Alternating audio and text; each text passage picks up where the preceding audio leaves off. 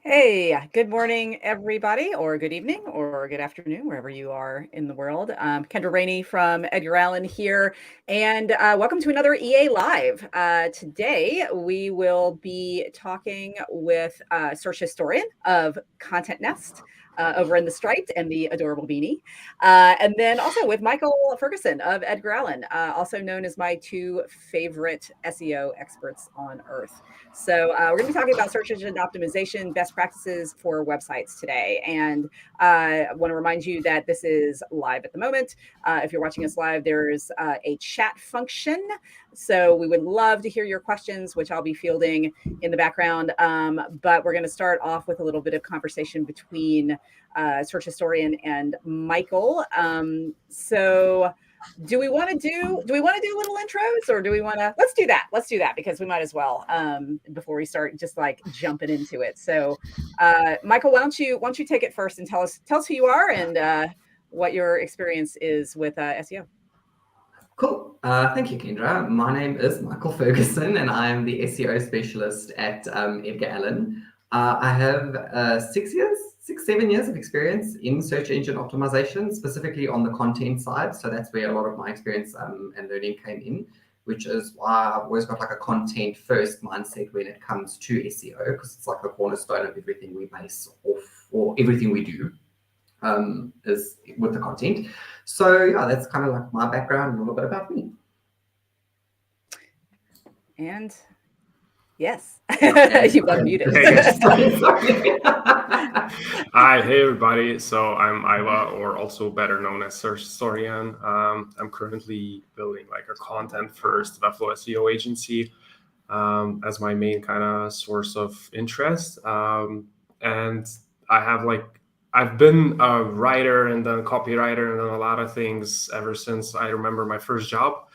And then gradually it grew into more and more understanding how the web content works, into how SEO works. And this is like years and years of experience in different fields. And gradually it came to the mind where I realized that Webflow is the way to go. I learned how to use it. And then sooner or later, I went completely all in on it, refused clients from any other platform. And that's how I would assume I'm trying to be specialized only in Webflow SEO. So that's kind of a short intro about me.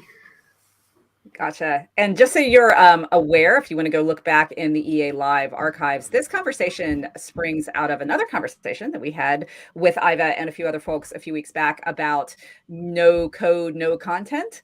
And it ended up being a lot of interesting questions and sort of like topics that were sort of like edged up on that we didn't get to in that conversation. So we thought we'd bring Aiva back to talk a little bit more with Michael. And I'm going to throw y'all a curveball and actually not ask one of your questions to start it off.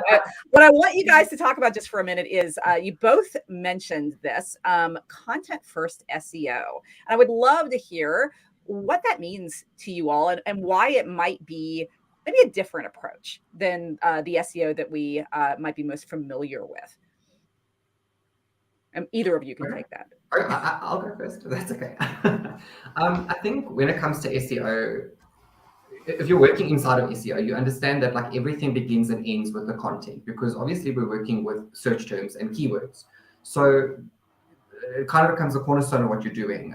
With a lot of people, they'll go, oh, the content doesn't really matter. Like if you own a website or a business and it's, you're thinking of it from one perspective where you go, okay, cool, we don't need an about us page. We don't need an FAQs page. Like people know who we are. We don't need content for those things, but then it becomes incredibly difficult to rank a website without content. You need it for everything. You need it for paid search. You need it for organic search. You need it for link building if that's what you're doing. Everything begins and ends with the content. And a lot of people don't appreciate that, because I think being a writer, for instance, doesn't necessarily come organically to a lot of people. And I think being a reader also doesn't come organically to a lot of people. And I think that's maybe where the block is. They're like, words, we don't need that. We want pretty pictures instead. And that's kind of where the complications come in to try and answer your question in a nutshell. So if content is where it all begins, you ought to spend time on it. You ought to be strategic. You ought to really give it your all. Iva, what's your explanation on that? What is content versus SEO? So as Michael said, not writing doesn't come naturally to teams. That's a very good insight. I love that. But also have to understand that crawlers and Google and search engines, they don't know how to read, but they need text to understand context. Which basically means that's why site building, the way I understand it, especially for a successful long-term project, starts by defining those some parts, contextual, semantically like prepared content base, and not meaning that everything has to be on day one there, but also meaning that the architecture has to be there to support that. So determining what are the some parts, contextual content, some parts of like any website build is the hardest part, I think, in the beginning. So that content first, and by the way, all of this already adding on what Michael said. So I completely agree with those parts, and which basically means that why SEO, like why content first, is because understanding that in search results, whenever trying to be shown as a result to something, you're always an answer to a specific problem, and you will be always fighting those in the top 10 or top 20 or top 100 with your content first. Then all other SEO practices come on top as an additive. But first, you will need to answer or solve the problem, and you have to do that with content, meaning just with content, So understanding that's I think what SEO, that's what content first SEO is, at least to me, is understanding that whenever you come up with to create any type of page on your website, any type of CMS collection item inside your website, you are preparing to battle everybody on that specific problem solution, in your search results in that basket. So you're picking your fights, and picking your fights with good content, I hope. So that's my kind of intro. But I love that analogy. No, go ahead, Michael. just jumping off of that point as well, like, it's all good and well to like have a content page and okay, cool, this is what we want to write this content about, but you don't have the keyword research to back it up, which I also find very interesting, because if you want to like do good keyword research, you can fight a lot harder for a keyword that's going to bring in a lot less traffic, or you could fight, you could fight easier. Or you could make it a lot easier on yourself by writing content for a specific keyword if you've done the correct research, and then it doesn't have to be a massive struggle, which also falls in line with the content, because you'll go to a client and they'll say, oh, we want to rank, and we're like, okay, well, what do you want to rank for? And they go, oh, we don't know. So the keyword research also plays a role in what I've been saying about, like, yes, that you've got to battle it out with the content to get ranking for that keyword, but you've also got to do the keyword research to find out what you want to rank for. I think so. I think those two things go hand in hand.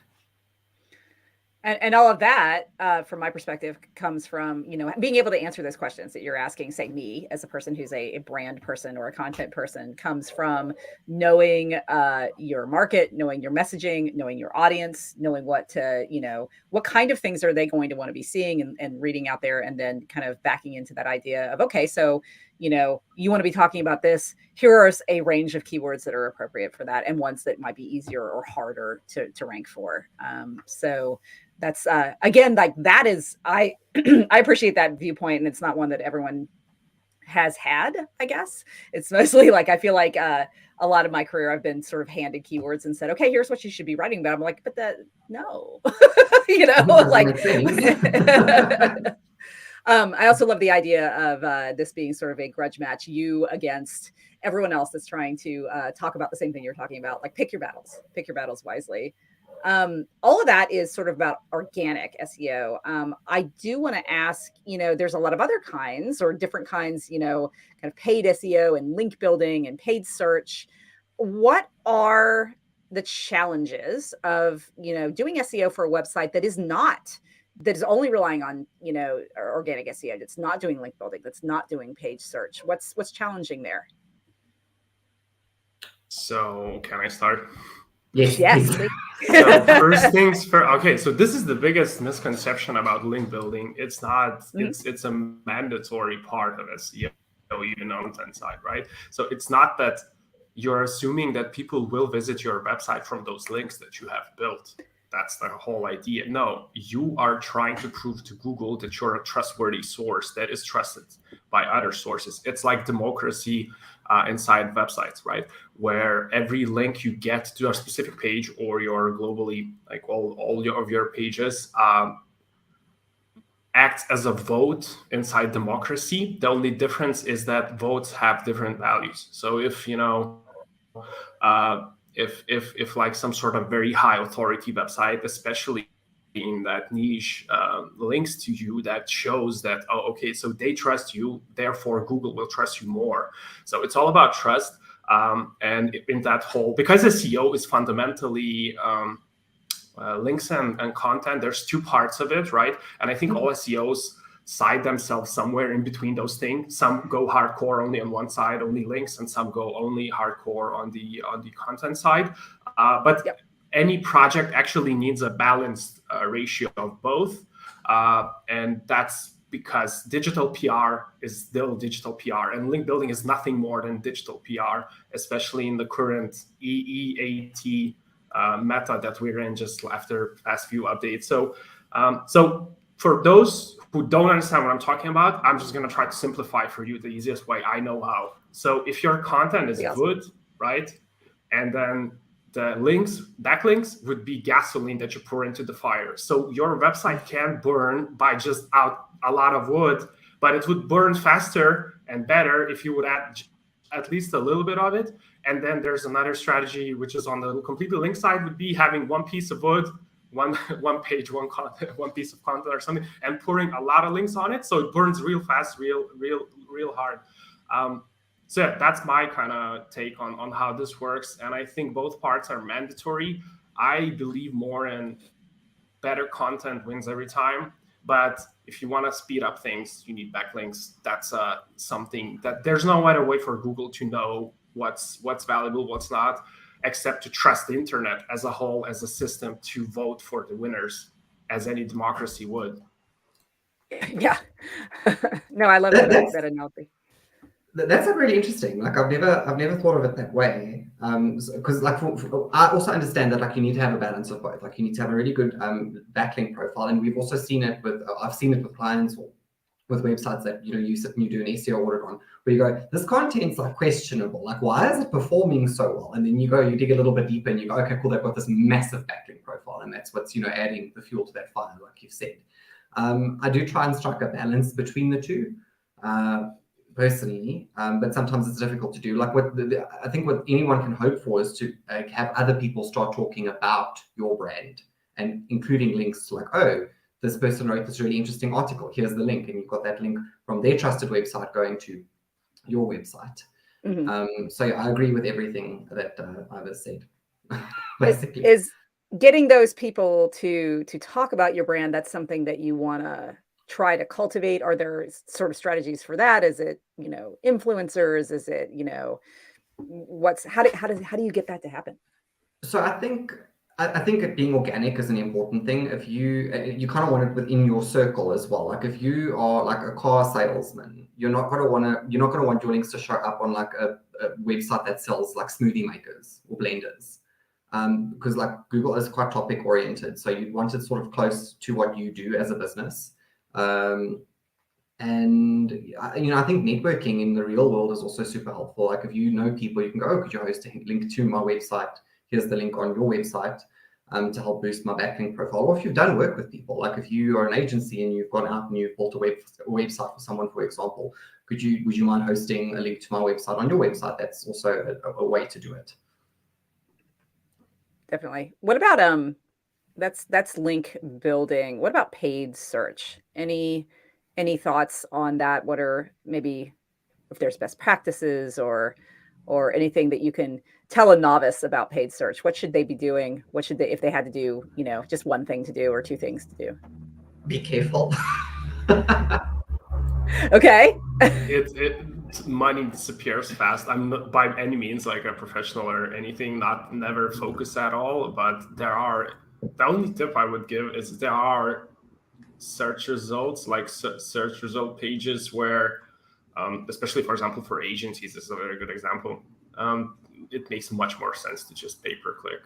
than to try to rank or something. And same kind of now is very popular to be shown as a result for your competitors. So that's also a thing. But in theory, it's you have to find winners and then double down on that, because money disappears real fast in pay-per-click, and you can lose a lot of money if you don't know what you're doing. So really either start slow and go low, or find a professional MyTip. That's that. Gotcha. Yeah. I know as an agency, I have seen there's a lot of those. I guess that's what you're talking about, the sort of search result page. They'll say, hey, for $500, we'll put you in our best of agency. And so it's just like, it never seems worth it. Like, basically, is it ever worth it? Is it ever worth it to get on those lists? Is it ever worth it to pay the yearly fee? Or should you just maybe spend your time and money elsewhere? I think that you need to look at it as two sides of the same coin. So you've got organic search on the one side and then paid on the other, and they kind of need to help each other out. So if you want to use a company's brand term, for example, you want to rank as highly as possible organically for that brand term. But it would also be helpful to look at getting a paid search plan in to see how much it's going to cost to rank, or to pay for an ad to rank number one for that keyword. So you've kind of got them backing each other up. The ad will always appear first, and then you've got your organic ranking right underneath it. And depending on what your company does and how big you are, or whatever the case is, you with paid search specifically, you've always got to look at what the quality of that content is. So you need someone checking that out the whole time. Because if you run a campaign on a keyword, for example, and it starts to bring in less money than you are paying to have that keyword as an ad, you start to lose money immediately. So you've got to keep a really, really close eye on that channel. And then you're also kind of open to like sort of like cyber attacks as well, where people will just like send the bots to just click with a PPC, to just click and click and click on that ad. And then you've got like no traffic coming in whatsoever, but it's cost you a lot of money. So that would be my advice as well. Like, get somebody who knows what they're doing, that's a dedicated person to keep track of those campaigns and the quality of the traffic that's coming in from those campaigns. Awesome. Well, I'll take a minute here to sort of acknowledge we have some people watching. We've got hello, Penny and Fiorella and Josh and Casey, and hey there, Mirella and Arthur and Berno is also watching. So someone did ask, how many baby Yodas does Michael have? Michael, you have how many? The answer is not enough. Not enough. It's a baby Yoda themed background. But if anybody has any questions that they want to ask Michael and Aiva, please put them up in the chat. We'll be happy to address them. I want to talk a little bit about best content practices. There are so many things that I'm interested in here, but maybe you guys can just give us kind of your hit list. Like, what are some of the things you absolutely have to make sure that you're doing? Aiva, you go. You can go first. So the question is content checklist? Best practices. If you think of it as a checklist, that might also be a good way. I think having a checklist would be a great idea for those of us that are out there, writing this stuff like, hey, we need to do X, Y, Z. So if you had to put things on the checklist, what would they be? Yeah, let's start from the beginning, I think. So so gone are the days that you could write one piece of content on a subject and then show up in position one, and you can still do that without even links. Like, I have experiences of fresh domain, first day of indexing, and then 4 days later you're in position 4 for a very low competition keyword, just because you found it and you know it. So it's not impossible, but in theory you have to think about content in terms of clustering. That's the only way to go now. If anybody else has anything on the subject, then that's the only way to go. Like, if there's nothing on it, like you Google your where you want to show up, and then there's nothing, or Google is showing results that are quite similar but not actually on the specific niche down subject, then you can go with just one piece of content. But in theory, you have to understand that Google wants you to be a professional, like an authority in your own niche, like the go-to website when some sort of thing is there, right? That means picking a specific topic, determining what kind of parts that topic has, determining all the smaller parts, determining all the and if you understand like how content structure works on a huge article that is like 6,000 or 10,000 words, then you will start to understand how almost each H2 in that scenario becomes a separate article on your. I hate the word article because people still think that from WordPress times that SEO is blog, but honestly, SEO hasn't been blog after we moved to Webflow, because now every CMS is a blog and every CMS collection becomes its own entity that you have to, when building it, understand the search intent behind all the elements that might be or will be added to that collection. So that's how clustering, I think, works. And understanding that is I would say the hardest part, but also the most fruitful.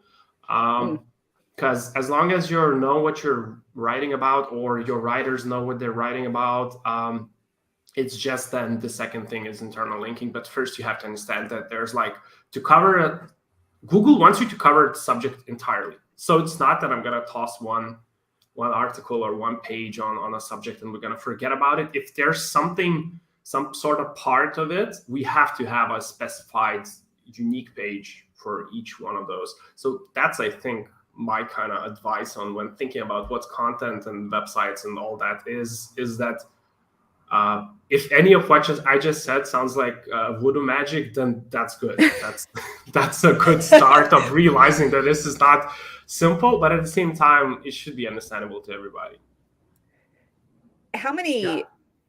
Sorry, I have just one question before we move on. We like get your answer.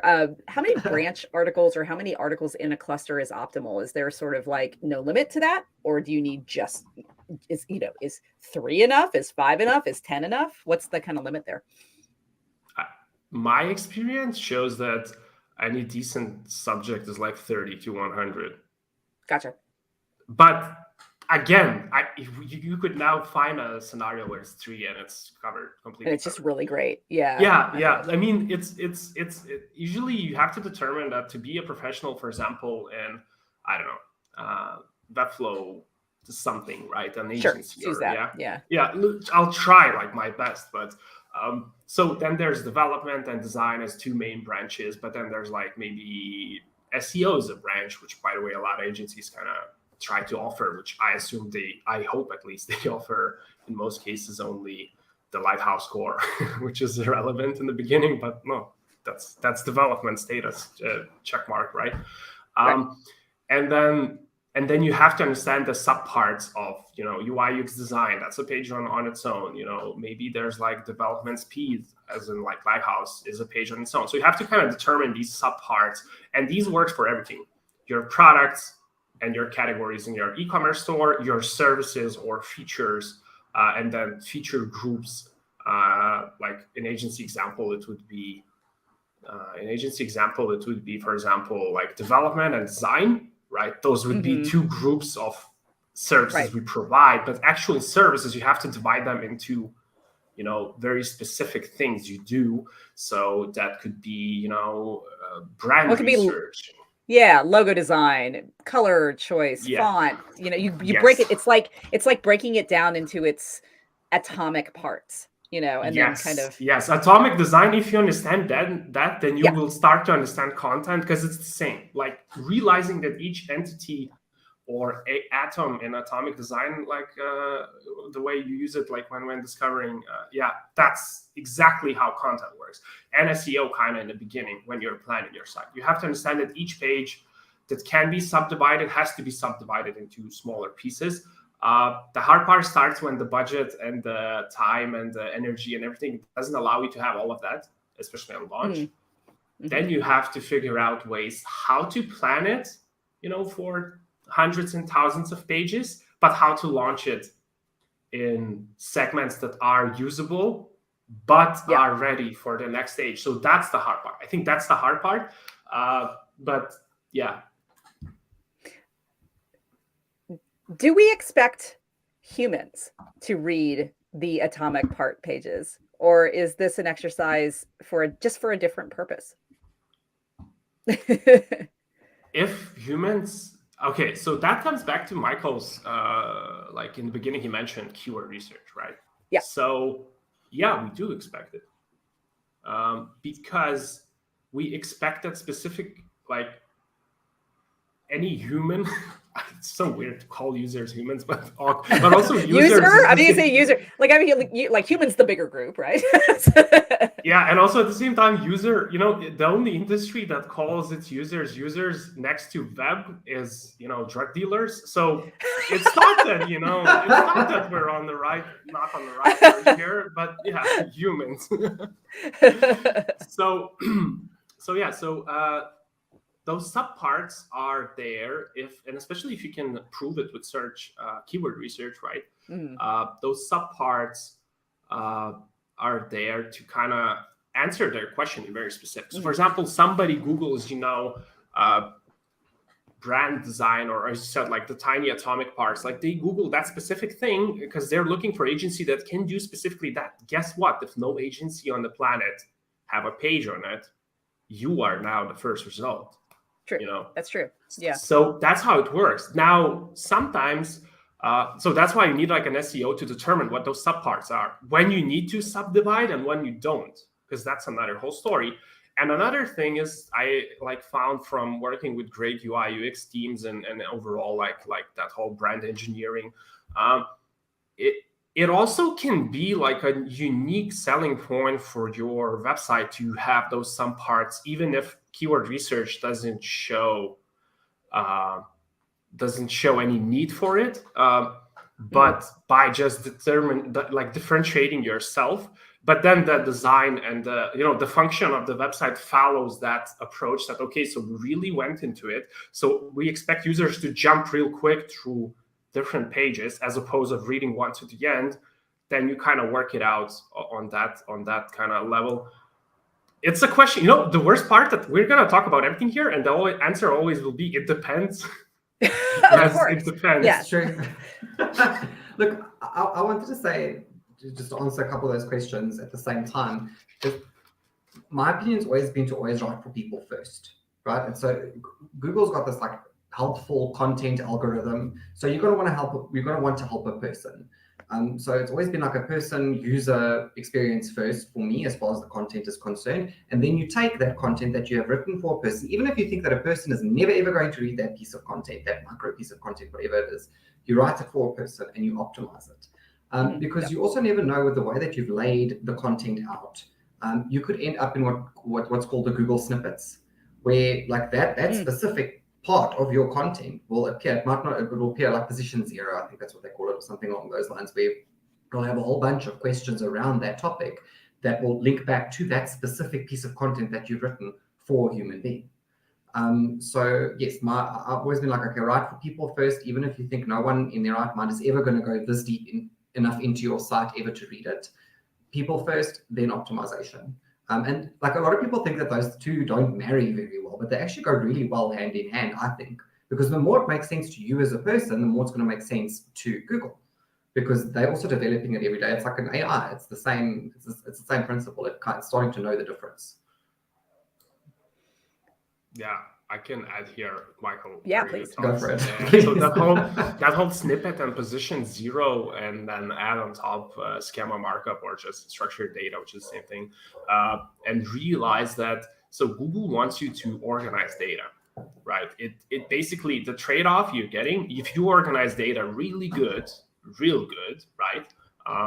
Then we will send traffic your way whenever that data or content, let's call it data, answers a specific problems to a specific user that they had it, right? So that's a trade-off. Like you have to understand this part. When you understand this part, and when you understand that Google always pushes every time there's some sort of scammy new way to trick algorithm, they will release an update to that cancels out that scammy new way, right? So you have to understand that you're managing a library.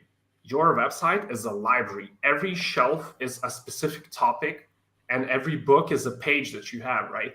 And then the better you control. And if you come to a library and the books are all over the place, tossed around, and nobody knows what to find for it, you just have to dig in this hole, and there's no categorization, no organization, no easy way, no easy index to find things. It's the worst library in the world, right? Why would Google say, hey, go to this library, maybe you're going to find the answer there? No.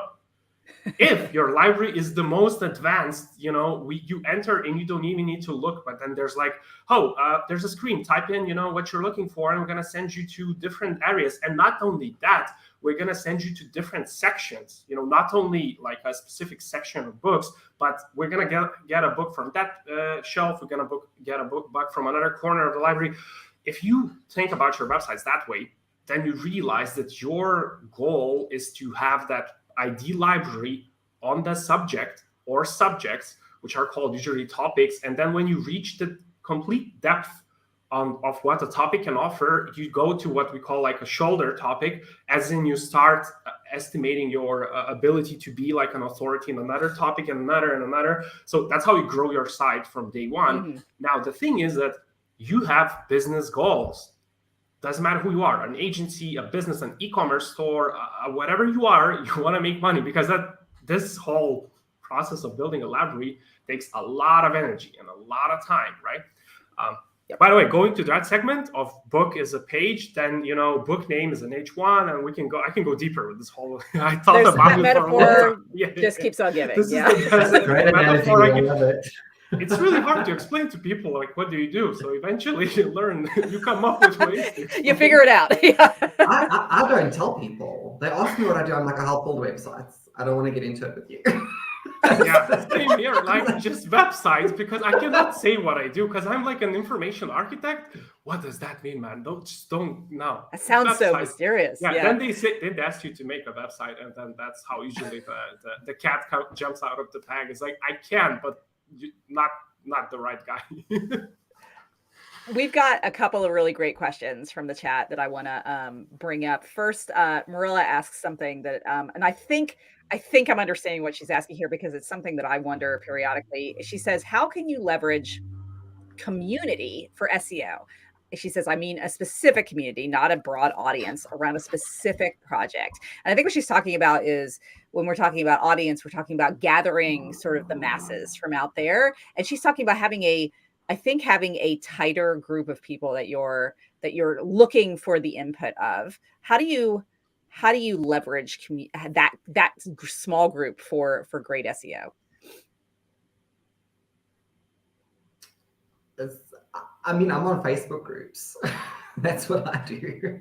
Okay. Around around specific things, like Google's new Google Analytics. Like, I'm on a couple of groups on Facebook for Google Analytics, where like you've got a whole bunch of sort of like SEO people with different experience, asking each other questions, and then answering them in that Facebook group. So that's one way I do it to leverage SEO. I don't know if I've answered that question correctly. Maybe I didn't understand it, but that's. Maybe, Marella, if you're still around and you can help clarify in a secondary question, that'd be awesome. But I think I feel like what she's asking is, how do you leverage a small, how do you find a very small niche group of people, maybe, is what she's asking. Keyword research. I can give a stab at this. I mean, yeah, I think please. I have a stab. So, and especially knowing what Mirella does with her life. Yes, I think that's very obvious where this is going. Yeah. Okay, so be the one-stop shop for all answers on that specific topic, and that comes back to the same thing. So you leverage it by being, when you work and you're like, I know this thing, but I don't remember the name, what I need to do exactly, like how to implement schema markup or something. Just go there. And you know that you go there. So you build a site and you build a information structure that allows people to remember always you as I have to go back there and type in and search on that site and like, hey, this is the answer I need. So basically be that one-stop shop for all answers. Is this easier said than done? Oh yeah. Oh yeah, especially when we have imagine being like a one-stop shop for web development and design, like just insane amount of content, like thousands of pages. But that's the way you do it. Like you gradually set yourself, and there's a scalable way to do it. Actually, I kind of get paid to design those ways, how to gradually get there, not toss a lot of like 1,000 pages this month. We can do that as well, but not rare client once can afford and can do it, So then you design those ways of how to make a really great plan in the beginning, find those atomic subparts, but start from the top and gradually go. And you also have to finish one topic before you move to another. So that's also an understanding. So you have to finish one branch to the end before you move to another branch. That's like another example. But I hope that answers. But again, and she's saying if you get good input within the community, can you use it outside it? Huh? I think that we're talking about the same thing. We're talking about knowing your audience. And so when you get, like, if you're getting good input from that community, they're giving you the answers about what they want to know about. So then you follow, like you become Sherlock Holmes and you follow that line, that sort of like scent that's leading you toward the right things that people are looking for. I think kind of asked and answered the same. If any client or your industry colleague / somebody on Twitter ask you, how do you or what, that's usually something that goes on your website all the time. Like in as much depth as you can as a professional, that's usually the answer. And while doing that, usually will be able to determine at least 10 or 5 at least, but usually like 15 or 20 other topics. Especially it's a top level question, like because some questions are unanswerable unless you read 30 articles about it. Like realize like, what is SEO? Oh, bro, so it's content and links, and then there's like 50,000 words you have to read to then come back to that content and links, because it's not that as simple. It's simple, but in the beginning it's simple, and then the end, in the middle, it's a very big problem. I mean, I guess you could also have like a really... Oh, sorry, Kendra. No, it's okay, Michael.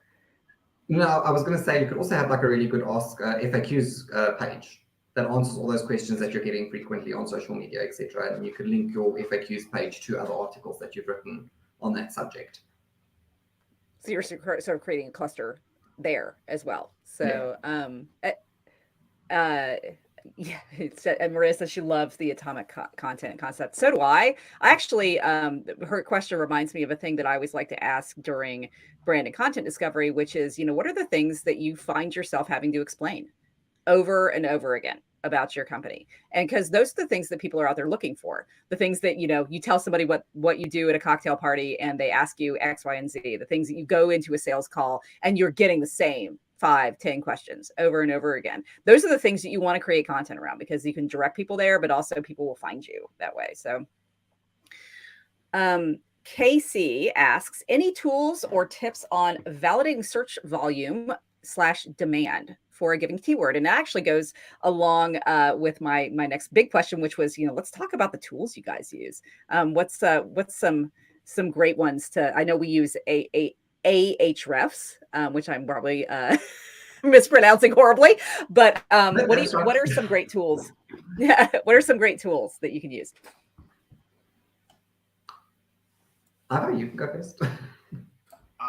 Okay, so first of all, I've got a shameless plug. I made like a 40-minute video on my channel. Okay, plug away. Just go into depth every tool, including the 20 key mouse that I use, but everything that I use every day for SEO. So that's something to check out. But there's like 40 minutes of me explaining why, which, and then giving alternatives to, for example, Ahrefs. Yes, sure. Yes. And then giving a few alternatives like SEMrush and a few others that are maybe even for free, and like a lot of, and then, but long story short, you use a lot of tools because you're always dissecting content, keywords, websites, content, keywords, websites. You're always digging deep into your own sites and your competitor sites. And you dig into, so any tool that helps you to analyze code next to what you see is a tool. And those tools can bring different amounts of value. Some tools like Market News or Surfer SEO allows you to look into page content, compare it against everything there is in top 20 results on Google, and see maybe you missed a word or two, or maybe clearly your content is too short. Like, and that clearly is like, oh, my page like has 200 words and everybody else in this scenario has like 2,000. Guess what? We're gonna redesign the page from scratch, or we're gonna add a huge rich text block at the end.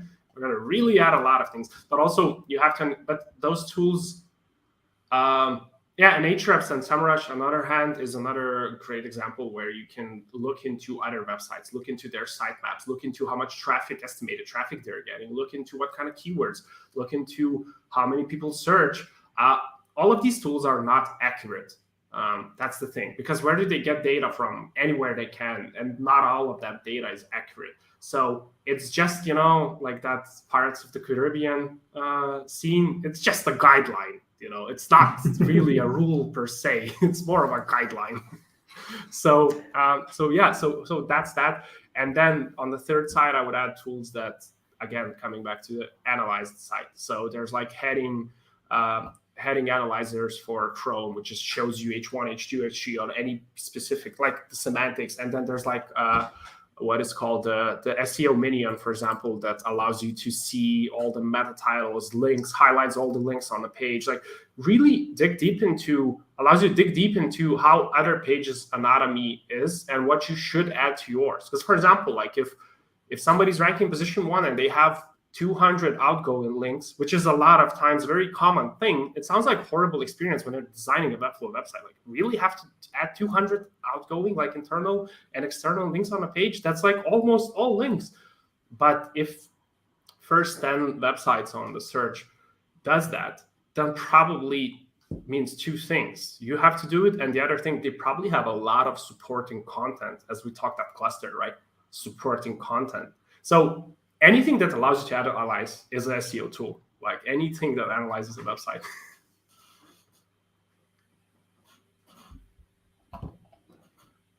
Kendra, I think we've lost your sound there. Yeah, I think the sound is gone. Okay, well, Kendra sorts her sound up. I agree 100% with what you're saying. But for tools, for me, it's actually really interesting that you say they just get data from anywhere and they're not 100% accurate. There was a stage when I was working with 3 tools. It was Ahrefs, Moz, and SERPFox. And we would run the sites through all 3 of these tools, and we'd get different results on all 3 sites. So very true with what you're saying about like it not being 100% accurate all the time. But I would have to say that Ahrefs is one of my favorites personally, because it provides a lot of data, and especially if you're working with clients who maybe don't have that much experience with SEO, it's really nice to give them an overview of what their sites look like and a little bit into what their competitors look like as well. Then I also like SEO Quake, because it's like a really quick way to just like, it's a little plugin on Chrome just to get in like run quick little diagnostics on pages to see what the metadata is doing, what the content's doing, what the images are doing.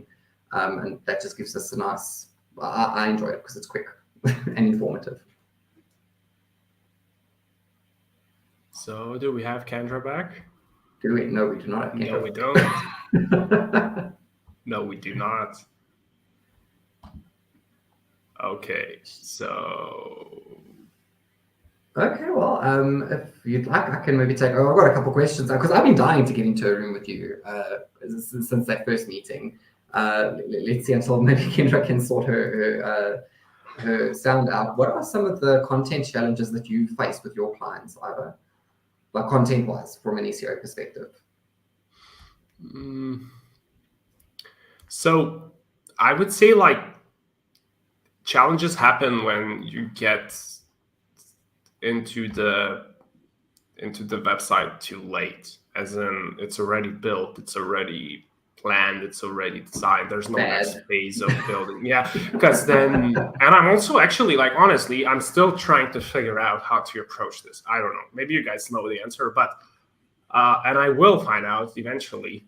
But what do you do? Like, do you on your own 3 months of retainer add those needed things like design and hire? Do you do, like, I don't know how to answer that, but But what the problem is, like, it's usually link content and infrastructure prepared for nothing. So, the classic, this brings me to a cool story, which is why I actually got into this whole be one of the voices in Webflow SEO, and create content and be active on Twitter and things like that. Is I was working with websites for quite a while, and then I was in love with Webflow since I got to try it out because of that complete power when it comes to content, right? You can improve search intents as opposed of just copy what there is, right? Because especially WordPress, like, it's designed to, hey, all of the guys have categories with products on them, right? So then just do the same and better. So that's why the scammy part of SEO came in, right? Those years of then just add more text or add more headings, and then it usually works and get more links as well. But gradually, but Webflow works completely differently. So Webflow, it allows you to control that. So you can add a helpful, UI element that improves the categorization or something. Like, there's a lot of things you can work on to actually improve search intent. So to look into how everybody does it, copy it, and then on top say, but also, what would be handy, and then add that on top, because you have complete control of the interface that you're providing users, right? And then coming back to the story, why I got into this was I was meeting a lot of developers and designers from Webflow kind of community, and most of them had the same story, which was like, hey, so we worked with this client, we designed them an amazing, or developed them an amazing site. They knew their clients so well, so we analyzed all the problems, all the problems their customers had, and we kind of put it all together in this insanely good UI and UX, like, website that solves everything, and it's super amazing to use. And then we launched it. Everything was awesome. But then 6 months later, client realized it's crickets. There's no traffic. Where's the traffic? Then they started Googling, SEO, something, realized it's some other language with another terminology that nobody understands. And then they hired like an agency, a marketing agency or an SEO agency. And the first order of business, marketing agency deletes your Webflow website because they're not used to working with it. And there's like a stigma that Webflow sites don't work. And that's, by the way, where the stigma comes from. Nobody designed the site to rank in the first place. So why would it rank? And then they delete it, launch a stock templated WordPress site, adds like 5 blog posts on it and forgets about it, and that's it. And then the developers decide, like, damn, we worked so hard, and it was so hard to get there to that amazing experience. Now just delete it because of which was already kind of a cue for me to like, oh yeah, so we have to push this agenda into whole community. Hey guys, so successful projects require a lot of energy, a lot of planning from the get-go, and a lot of planning later, and a lot of resources on monthly basis after the launch. Like, to get your website to positive return of investment, it's like thousands of dollars for months and years to get there, and to just be in the green if you start from scratch. So it's not for every business, for every type of business, and then that has to be validated in the beginning. So I don't know. I could go forever here, but I just wanted to share this kind of approach. I hope that answers. If not, follow up. Go with a follow-up question. Agreed. Can you all hear me now? Yes. Welcome back. Welcome back. Hey, right. Let me make sure. I don't know what happened there. Sorry. Go ahead, Michael. I would love to hear what your answer to that question is. You see, like, I think everything that Ava said is very true.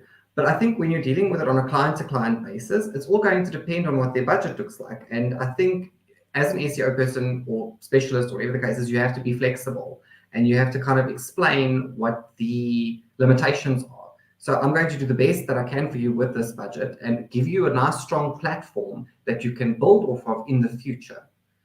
So get that foundation laid out from the get-go when you start building the website to make sure that it's primed for SEO. And then you can say, look, you can come back to us when you do have the budget, and then we can carry on building on this for you. Sort of to answer Iva's question, because like he says, every business, they're there to make money, but every business also has their own challenges. If it were me, if I owned a brand, I wouldn't be able to stop talking about that brand. So for me, it's just like create that content and get it out there, but it's not as easy for everybody. And I think even if you are passionate, you might not have the budget or whatever the case is. It's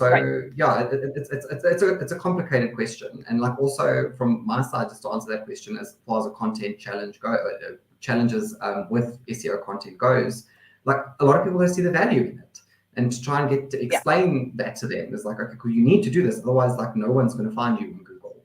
So there's a bit of there's not enough like knowledge around about it. So like to try and educate people is also a challenge sometimes. What kind of messaging or statement or rationalization do you find connects with people who are reticent about spending the money and the time on SEO? What do you tell them? What's like your best line, like to tell them, like to get them to understand the urgency and the need? Mine is a very, very big cliche within the SEO community, or maybe even more. It's where's the best place to hide a dead body? On the second page of a Google result. I love it. No one's going to find you. That's how I explain it. Nice and short. I don't think it's that simple. By the way, shameful plug. Last week, we had a stream on Content Nest YouTube channel with Marseille from Friends Agency, and we talked about types of businesses and clients that don't need SEO. It's a 2-hour stream, but it's so in-depth. Really check it out on this. Yeah. So really went real hard in any possible, in any possible type of business that is there, and the value between no SEO and yes SEO, like where do we put it? Really happy with that one. So maybe that's also can answer, because it's not something a one-liner can answer. It depends, like always. And that's and why I'm mentioning this is because Marcel at one point said, oh, that's cool. And the idea was that when you realize that any position on Google, like position 1, has a value, like a dollar mark on it, both how much does it cost to get there, and both how much money can be made from it, right? And then you realize that part, you realize this is some sort of a little bit of a gambling with a strategy. No, it's not gambling if you have a strategy. But that part, because like a good example, best gaming mouse, right? You want to rank for that. Well, that's probably $100,000 investment on client side. Right? You want to do that? Yeah, $100,000. Then that requires a lot of professionals working together, because some people like me or Michael has to make sure that we get there somehow eventually. Also, keep in mind that average result on Google that is in position 1 is at least 2-3 years old. That's the average. Okay. So whatever you're reading, sometimes if you're looking for information, use those regex commands that Google allows you to add extra information to your search, and just type in dates that you want to see only last this and this month, because that's 3 years old. Like, so of course, content has to be updated to stay there. So it's updated probably, but still it has been published like 2-3 years old ago on average, right? That's my kind of call usually, like to understand that this is like digital real estate. If you bought in early on AI, like 10 years ago, you released a ChatGPT page that explained what ChatGPT will be. Guess what's happening today?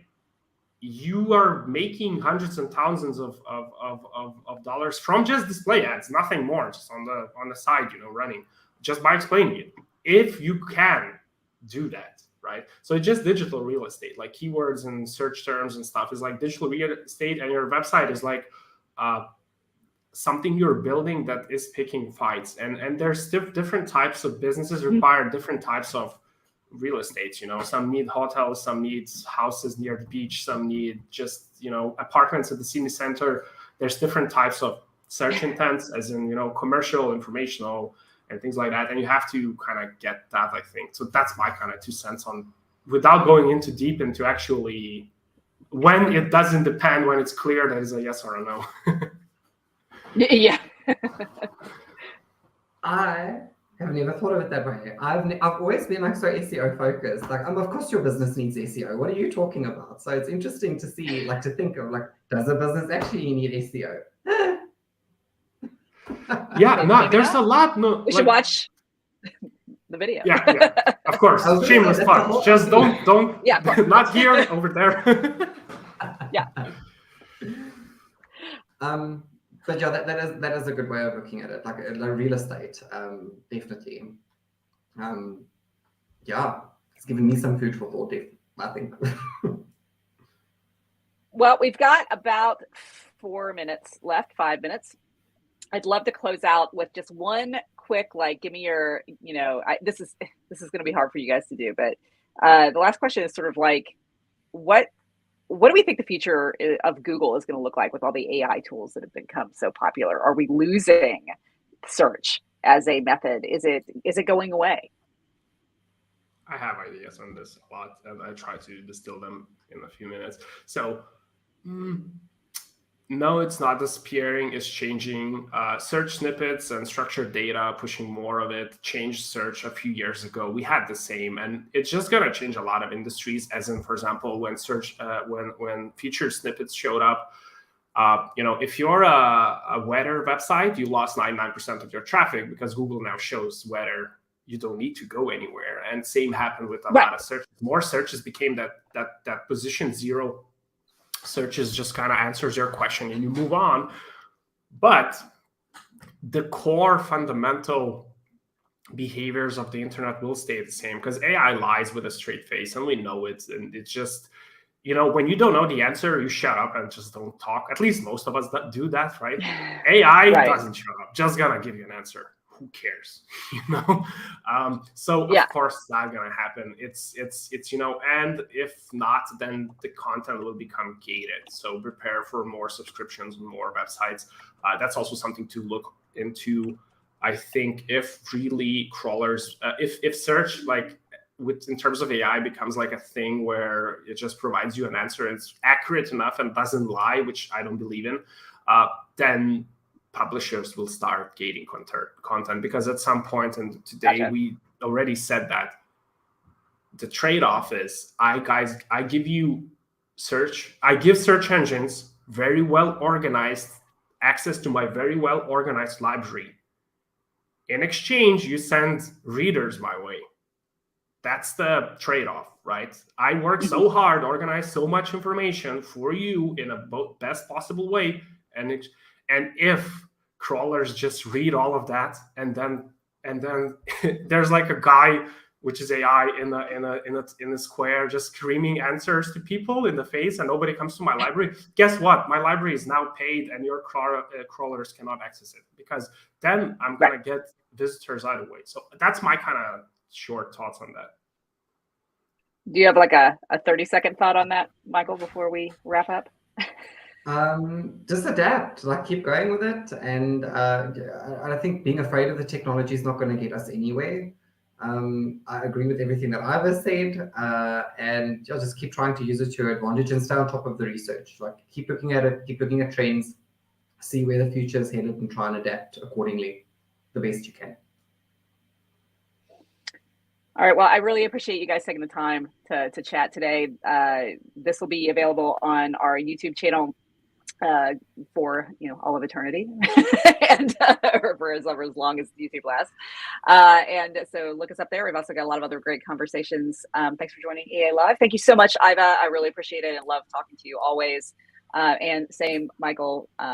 So everybody have a fantastic day, and we'll see you next time on EA Live.